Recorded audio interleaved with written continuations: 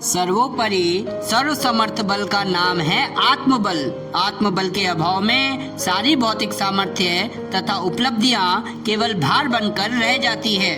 केवल बलवान होना ही काफी नहीं, बल का सही दिशा में सही डायरेक्शन में सदुपयोग होना ही वह कौशल है जिसके आधार पर समर्थता का लाभ उठाया जा सकता है। अपव्यय अथवा दुरुपयोग से तो बहुमूल्य साधन भी निरर्थक ही नहीं, हानिकारक तक बन जाते हैं। अतएव धन, बुद्धि, स्वास्थ्य आदि शक्तियों के ऊपर नियंत्रण करने और उन्हें सही दिशा में प्रयुक्त करने वाली एक केंद्रीय समर्थता भी होनी चाहिए।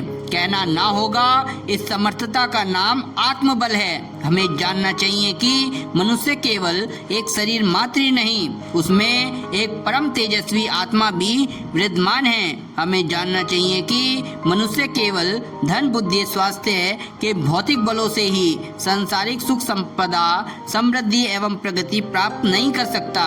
उसे आत्मबल की भी आवश्यकता है। आत्मा के अभाव में शरीर की कीमत 2 कौड़ी की भी नहीं रहती। इसी प्रकार आत्मबल के अभाव में शरीर बल मात्र खिलवाड़ बनकर रह जाता है। वह किसी के पास कितनी ही बड़ी मात्रा में क्यों ना हो, उससे सुखानुभूति नहीं मिल सकती। वे केवल भार, तनाव, चिंता, उद्वेग का कारण बनेंगे और यदि कहीं उनका दुरुपयोग होने लगा तो सर्वनाश की भूमिका ही सामने लाकर खड़ी कर देंगे।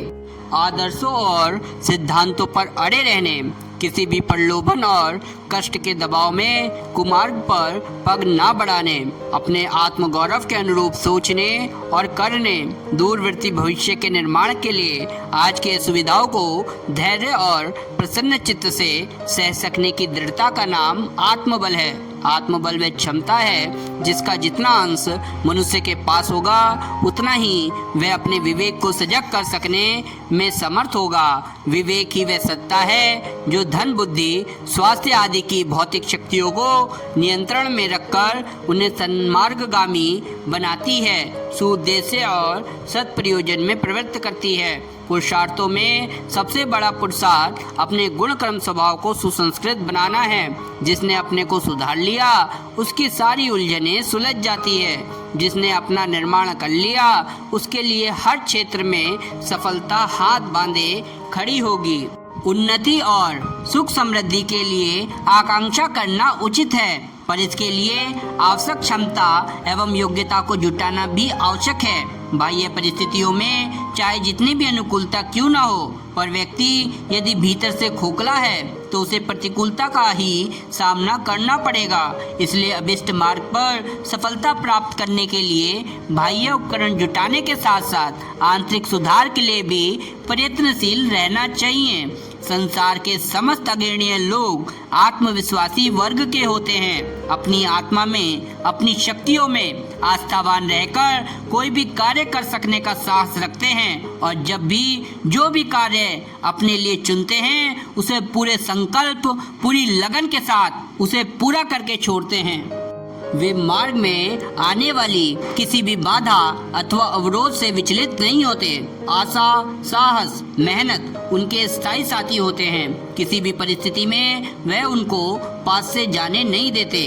आत्मविश्वासी सच्चे कर्मवीर होते हैं। वे अपने लिए ऊंचा उद्देश्य चुन लेते हैं। दीनता, निष्कृष्टता उसके पास भटकने नहीं पाती।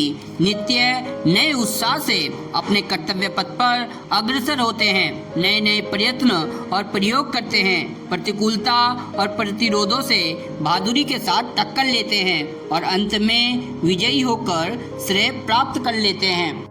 आत्मा अनंत शक्तियों का भंडार होती है। संसार की ऐसी कोई भी शक्ति और सामर्थ्य नहीं जो इस भंडार में ना होती हो भी क्यों ना।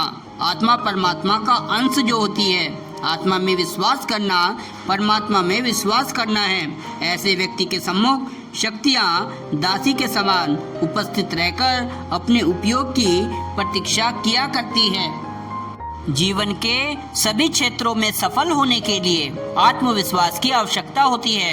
अच्छे से अच्छा तैराक भी आत्मविश्वास के अभाव में किसी नदी को पार नहीं कर सकता। वे बीच में ही फंस जाएगा और नदी के प्रवाह में बह जाएगा अथवा हाथ पैर पटक कर वापस लौट आएगा। जीवन में भी अनेक कठिनाइयाँ उलझने, अप्रिय परिस्थितियाँ आती रहती है। इन झंझावातों में कठोर चट्टान की तरह अपनी राह पर अड़िग रहने के लिए आत्मविश्वास की आवश्यकता होती है। लक्ष्य जितना बड़ा होगा, मार्ग भी उतना लंबा होगा और अवरोध भी उतने ही अधिक आएंगे। इसलिए उतने ही प्रबल आत्मविश्वास की आवश्यकता होगी। संसार भी आत्मविश्वासी का समर्थन करता है। जितना हम अपनी योग्यता और कार्य क्षमता पर विश्वास करेंगे, उतना ही हमारा जीवन सफल होगा और जितना हम अपनी योग्यता पर अविश्वास करेंगे, उतने हम विजय से, सफलता से दूर रहेंगे।